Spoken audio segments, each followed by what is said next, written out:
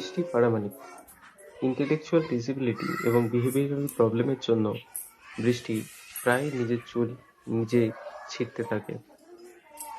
যখনই একা বসে থাকে দীপ্তি তখনই কিছু না পেয়ে নিজের চুলগুলো নিজে টেনে ছেঁড়ার চেষ্টা করে। সেই জন্য ওর মা প্রথমত ওর চুল ছোট করে দিয়েছে এবং নিজে ঘরে সেলাই করে ওর জন্য হেড ক্যাপ বানিয়েছে, যেটা বৃষ্টিকে পরিয়ে দেওয়া হলে বৃষ্টি নিজের চুলগুলো আর ধরতে পারে না আর নিজের চুলগুলো টেনে নিজেকে আর কষ্ট দেয় না।